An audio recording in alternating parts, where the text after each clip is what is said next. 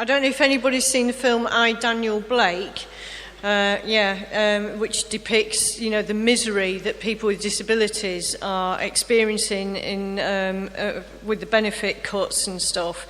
But what the film doesn't display is some of the massive fightbacks that there have been, and that has been led, by and large, as far as I can tell, by disabled people against the cuts. So I'm really pleased to introduce Vicki Lopez from Disabled People Against the Cuts.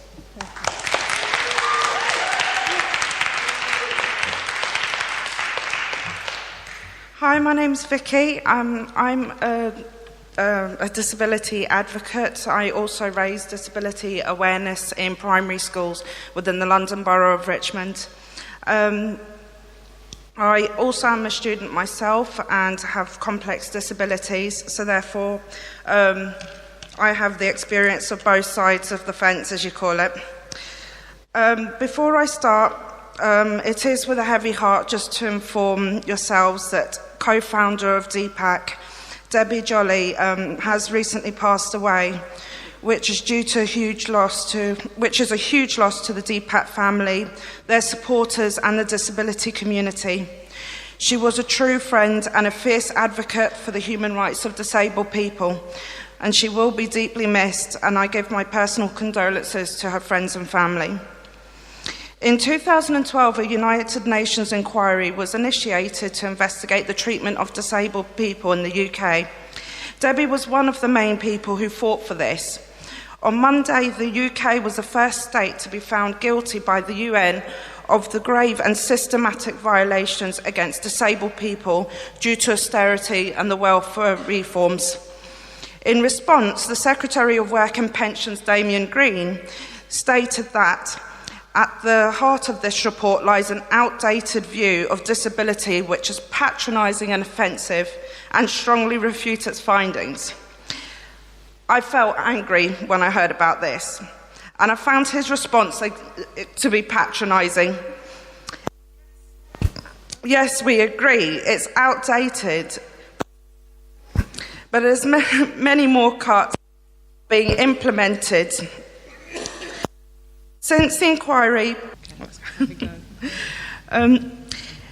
as I said in response, the Secretary of Work and Pensions, Damien Green, stated at the heart of this report lies an outdated view of disability which is patronising and offensive and strongly refute its findings.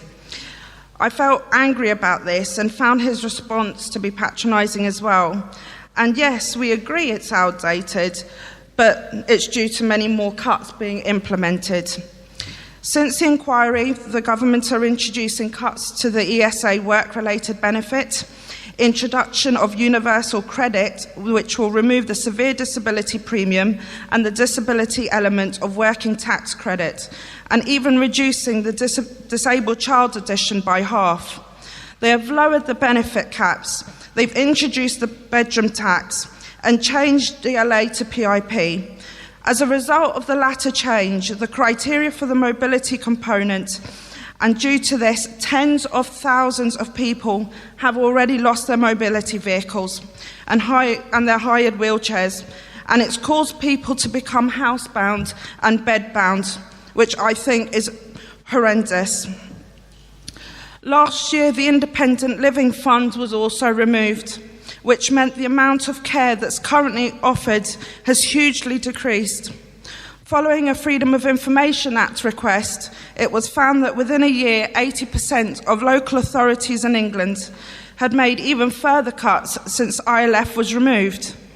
Councils are now setting the rates on deciding how much care contribution to charge, and they vary in different areas. In my own borough in West London, for a person with support group ESA and PIP enhanced on both components in regards to income, you're expected to pay just under £500 a month for 75 minutes a day of care, yet other boroughs charge nothing. The only thing that we are asking for is to have access to the same opportunities as everybody else. However, without monetary support, how is it possible to go to work like the government are clearly trying to force us to do? It doesn't make sense. It's disgraceful, and I'm personally shocked that Britain has reached this level of failing 20% of its population that live with a disability. It was found recently by the release of government figures that thousands have died after being found fit to work.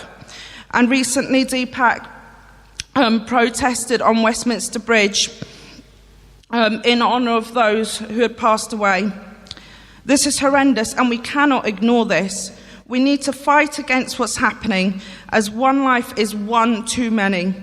And this is why I'm here today. The work capability assessment has to go. They claim more money. They claim more money has been invested to help disabled people, but it's clear it's been poured into outside contractors to carry out degrading assessments who ignore the medical reports of our GPs and consultants. We are angered even further that job centres have increased the rate of sanctions, which has disproportionately targeted those with mental health conditions and learning disabilities.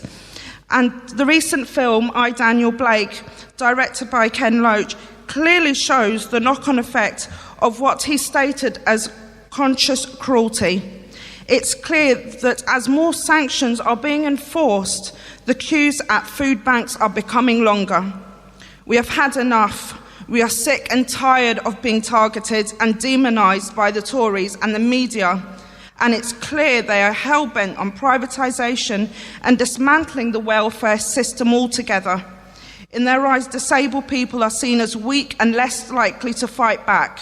However, as we know, we have to fight 10 times harder every day for normal everyday things, and therefore the Tory government has underestimated our strength. As a disability advocate, I have seen the amount of fear my clients have of that brown envelope, worried that they will have their support completely taken away when they should be concentrating on their health. For the past 6 years since I left my job, I feel I have had my identity stripped. Filled never-ending forms, stuck on hold for hours hearing Vivaldi's Four Seasons on a loop. As each minute went by, I lost a little bit more hope. On 2 occasions, I actually threw my mobile phone on my bedroom wall and they broke.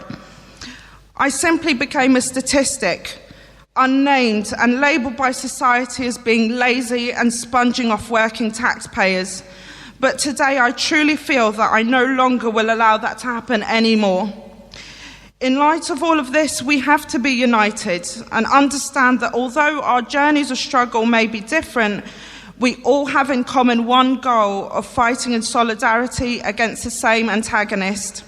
We must support each other, whether it's RMT in regards to keeping guards on the trains, supporting library staff against closures, supporting our junior doctors and nurses and the NHS, and supporting us to prevent more deaths.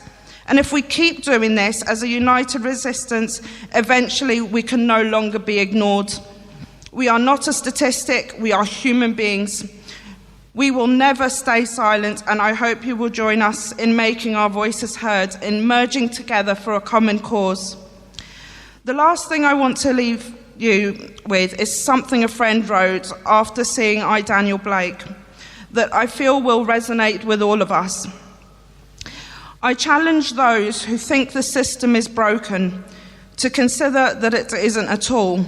It is working exactly how it was meant to, which has been designed to punish those who don't have the privilege of being wealthy and frustrate those who are in dire need. And here is my personal message. Unity is the key to progress.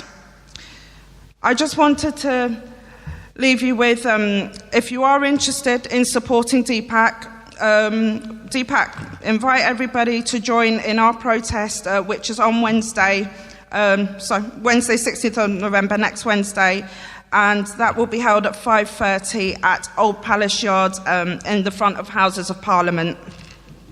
Thank you.